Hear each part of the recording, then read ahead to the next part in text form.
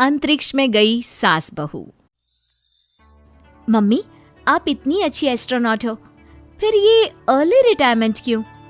क्योंकि बचपन से मेरा बस एक ही सपना था, जिसके लिए मैंने लाइफ में बहुत कुछ खोया और छोड़ा। लेकिन अब इस अर्ली रिटायरमेंट के जरिए मैं बस तुम दोनों के साथ और पास रहकर बिना किसी हड़बड़ी के जिंदगी जीना चाहती हूँ। सास की बात सुनकर काजल मुस्कुराकर चली जाती है। उसी शाम ऑफिस से घर वापस आकर अजय अपनी मम्मी के पास बैठता है। मम्मी, क्या हमारी स्पेस ऑर्गेनाइजेशन कोई नया स्पेस मिशन प्लान कर रही है? क्या मिशन है, बताओ ना मम्मी। हे भगवान, शरीर इतना बड़ा हो गया लेकिन दिमाग आज भी बच्चों से गया गुजरा है। घर में आया नहीं कि सवाल शुरू। तो तुम जवाब दे दो ना। मैं क्या जवाब दूं? जैसे तुझे मेरे रिटायरमेंट के बारे में पता ही नहीं। इतने समय से तूने मुझे ऑफिस जाते हुए देखा क्या? फिर मुझे कैसे पता होगा? जा, तेरी पत्नी से पूछ, वो रोज ऑफिस जाती है। माँ की बात पर अजय आवाज लगाकर काजल को बुलाकर वही सवाल उससे भी पूछता है, पर काजल उसका कोई जवाब नहीं देती। और बोलो पत्नी से पूछने के लिए, मैडम जवाब ही नहीं दे रही। सवाल जायज हो तो जवाब मिलेगा ना, तुम्हें अच्छे से पता है। कॉन्फिडेंशियलिटी रूल्स के चलते हम किसी से भी ऑर्गेनाइजेशन और मिशन से रिलेटेड कोई बात नहीं कर सकते। वो तो पता है, लेकिन मुझसे भी छुपाने का मतलब समझ में नहीं आया। वो मम्मी, रिटायरमेंट एप्लीकेशन के बाद से आपने ऑफिस भी आना बंद कर दिया। सबको लगा कि अब आप इंटरेस्टेड नहीं होगी, इसलिए इन्फॉर्म नहीं किया। क्या तुम भी इस मिशन का हिस्सा हो? मैं ही इस मिशन की लीड साइंटिस्ट हूँ। ये हमारा अब तक का सबसे बड़ा और इम्पोर्टेंट मिशन है। अगर ये सक्सेसफुल हो गया तो दुनिया में हमारे नाम के साथ मेरा प्रमोशन भी पक्का है। काजल की बात सुनकर दोनों माँ बेटे हैरान रह जाते हैं, लेकिन फिर सब साथ मिलकर सेलिब्रेट करते हैं। अब दिन बीतने लगते हैं। काजल स्पेस मिशन के चलते पहले से ज्यादा बिजी हो जाती है और देर तक ऑफिस में समय बिताने लगती है। कुछ समय तक इसे चुपचाप देखने के बाद एक सुबह बहू को सामने देखकर आखिरकार सास उसे टोक ही देती है। आ रही हो या जा रही हो? भाई, हमें तो तुम्हारी शक्ल देखे लगता है सदियां बीत गई। मैडम कब आती है कब जाती है कुछ पता ही नहीं चलता। अरे ऐसा कौन सा मिशन है जिसने सुबह रात घर परिवार सब भुला दिया? मिशन तो मैंने भी बहुत देखे हैं और गई भी हूँ, पर ऐसा हाल कभी नहीं हुआ। मम्मी, मैं आपकी चिंता और गुस्सा समझ सकती हूँ, पर ये स्पेस मिशन आज तक के सभी मिशन से बहुत अलग है। अच्छा, जरा मैं भी तो सुनूं, ऐसा क्या है इसमें? आई एम सॉरी मम्मी, मैं नहीं बता सकती।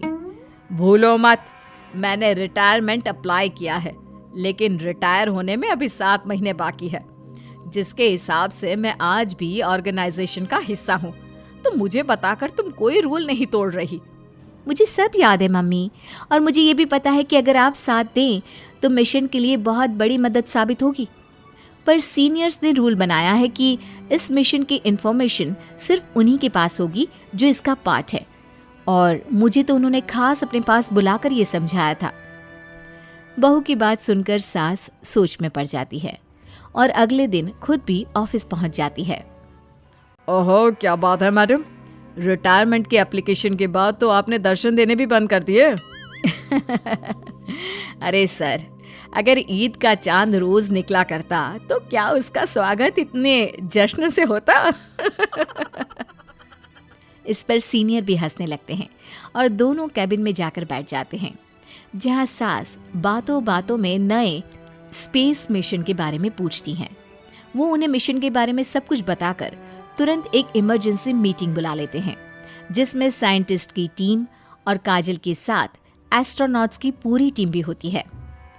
तो ये है हमारी टीम, जो सब कुछ भूल कर दिन रात इसी मिशन पर काम कर रही है। अगर आप भी हमें ज्वाइन कर ले तो सोने पर सुहागा हो जाएगा। अगर आप मुझे टीम में चाहते थे तो पहले कांटेक्ट क्यों नहीं किया? आपने स्पेस में ना जाने के फैसले के साथ डेस्क जॉब का भी इनकार कर दिया और अर्ली रिटायरमेंट के लिए अप्लाई कर दिया, और फिर पिछले 1 महीने में किसी के साथ कोई कांटेक्ट भी नहीं हुआ। इसलिए हमने सोचा शायद अब आप ब्रेक लेकर इस सब से दूर रहना चाहती हो। और इसीलिए किसी ने आपको परेशान करना सही नहीं समझा। बात तो आपकी सही है, फिर भी एक सुझाव देना चाहूंगी। ये जो आप कर रहे हो ना, ये मिशन नहीं, साफ सुसाइड है। एक साथ इतने सारे लोगों को स्पेस में 6 महीने रहने के लिए भेजना आसान काम नहीं है। और ये बात मुझे आपको समझाने की जरूरत नहीं होनी चाहिए। हमें सारे कॉन्सिक्वेंसेस, स्पेस नेचर, मिशन की मुश्किल सबका पता है, और ऐसा करने वाले हम पहले नहीं हैं।